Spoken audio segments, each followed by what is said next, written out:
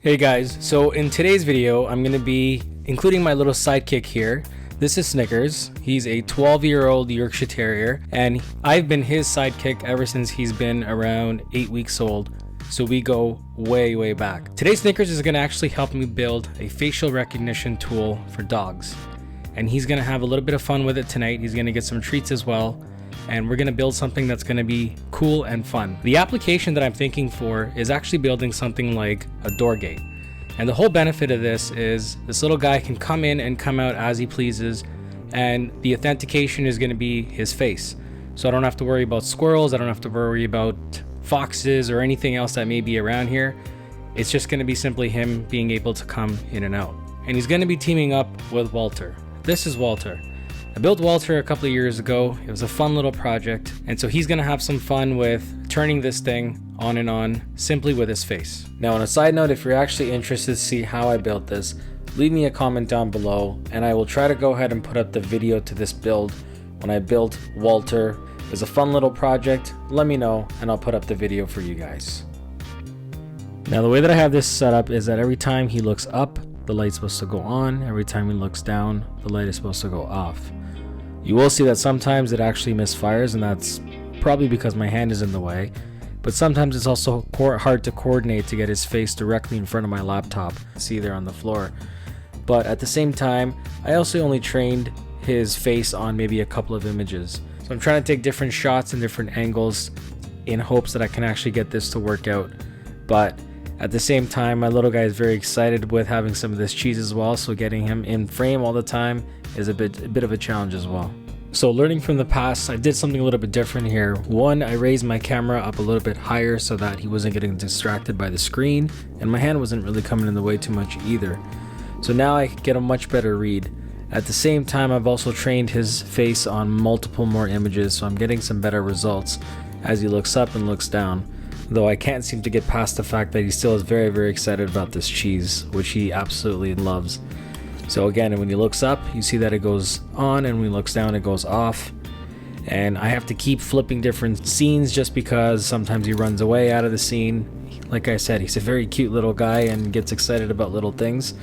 So he was a very good sport on actually staying within the frame for as much as he did, so good on him for this. So now everybody must be asking themselves, well, how does this thing actually work? What is the setup for this to work? So let's review that now.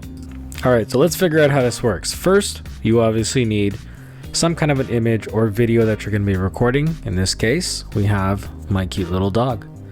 The next thing you're going to need on top of that is you need a camera that's consistently going to be recording him, along with a computer in the background or some kind of a processing unit that's actually going to be able to take all the footage and process it in the background. It's also going to be running an algorithm. Now in this case, we're using a technology called computer vision, which has the algorithm, which we're going to review very shortly. Now the algorithm is going to do one of two things. It's either going to recognize or it's not going to recognize the actual person or image or animal or whatever you're trying to analyze. So in the scenario in this case that we don't recognize it, well, Walter's going to go off. Now, in the scenario that we are going to recognize it, the way that this works is I actually have an MQTT message that's sent to a Sonoff, which is what Walter is connected to. And if it does recognize it, well, Walter's going to go on. Now let's deep dive to see what actually happens with this picture. So although all of this is happening in real time with a live image, now we're just going to take one picture as a snapshot to help us understand how this works. The way computer vision works is it'll actually take an image like this, for example. It then converts it into a black and white image. And that's just because the algorithm has an easier time working with images in black and white, though it can easily work with it in color as well. It just takes a little bit longer. What then happens next is the image is broken down into subcomponents, and with those subcomponents you actually get like a little gradient. Now the way computer vision works is it'll look at every one of these squares and it's going to process every single square separately. And as it's actually doing that, what's happening in the background is every single box is actually getting analyzed, and as it's getting analyzed, it's not seeing a dog. It's looking at every single box and breaking it down into something called pixels. These pixels are what the computer actually sees, because the computer does not see an image, it actually just sees pixels. Now in this one scenario, we're looking at my dog's nose, which is composed of a certain number of pixels. So every single time I feed the computer a dog's image or my dog's image, is it actually going to know this is a nose or not? And the truth is, it's not. It actually needs thousands and thousands of pictures of different dogs. Now, I can either feed it images of my dog or different dogs, depending on what I'm trying to get across.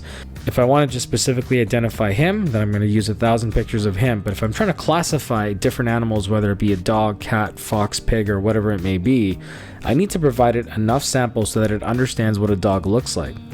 And eventually, what it's going to do, it's going to do pattern recognition, and it's going to be able to identify the face of a dog, the nose, the eyes, and the mouth. Or if we're looking at multiple different types of species or different animals, it's going to try to recognize what a cat's face versus a dog's face versus a fox's face looks like. And over time, when you provided enough samples, what's going to end up happening is now it's going to start making a prediction to say that when I put forward an image, is it a dog, is it a cat, or is it a fox? And it's going to put forward a probability, and it's going to make its prediction. In this case, we're going to predict that this is a dog, which obviously we already know. Now, every single time that that camera actually sees his face, it's recognizing his face, which is why it's actually activating the light. So now we know how this works. I also want to take this opportunity to talk about Levers.ai.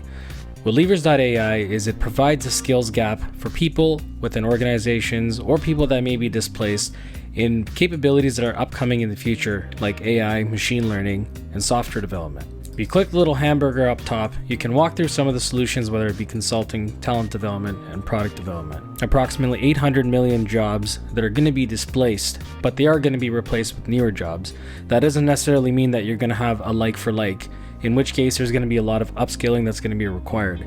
And if you want to get ahead of the curve and learn a little bit more about some upskilling possibilities, check out Levers.ai. Alright, so now what we're going to do is we're going to do a bit of a code review. Now, I've got 3 different files that I've actually got here. I've got faces, face train, and so on.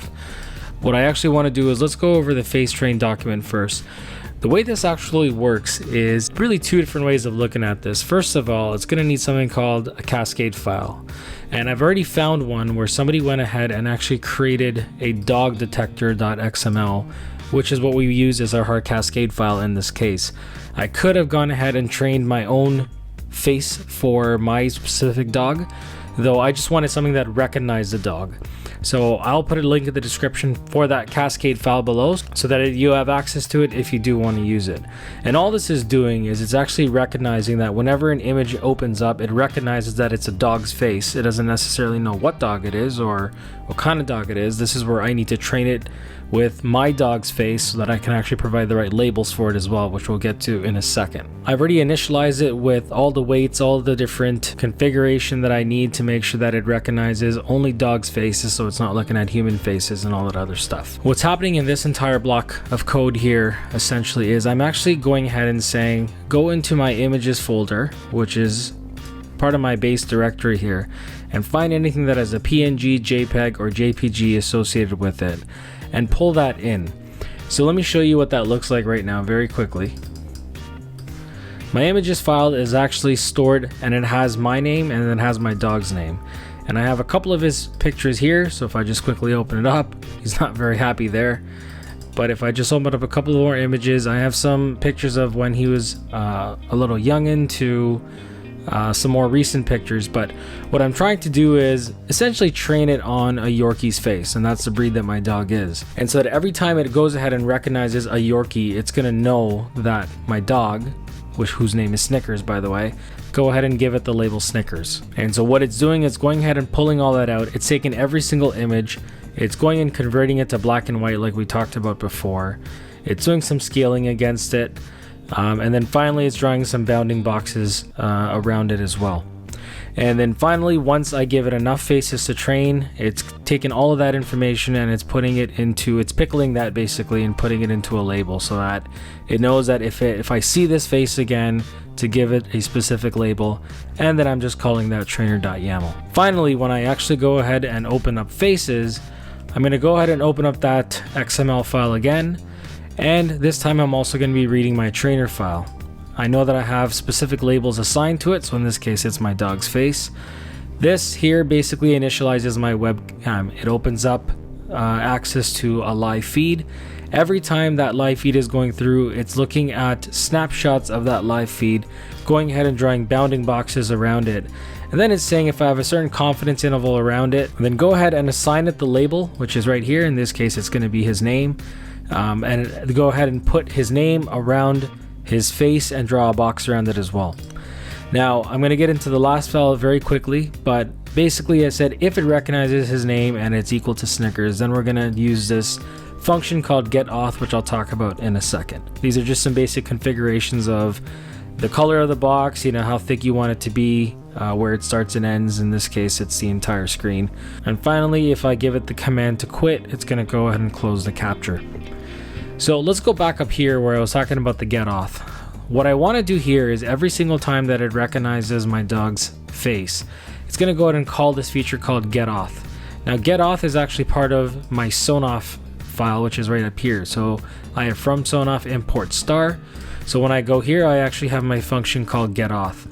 And what I'm telling it to do in this case is I'm saying every single time that it actually recognizes his name as Snickers, we're going to go ahead and run this little function here. And what this function does, it'll go ahead and open up my MQTT server. So it's going to connect to my MQTT server. So every time it sees his face, we're going to go ahead and send an MQTT message to my Sonoff device, which is going to go ahead and turn on the lamp.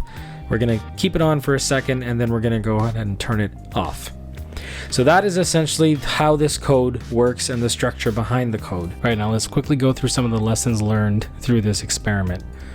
First, the Cascade did a good job, but it does require a little bit more work. I found that there was a lot of times when it was misfiring, and that's probably because of the training set that was used, though it was actually a pretty good attempt as a first start, but not something that I would put in production today.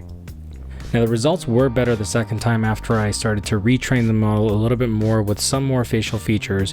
I included side profiles, front profiles, and a few other different variations as well, so I found that definitely helped. Now, it's also easier to train on human data versus on animals, just because we have very unique features.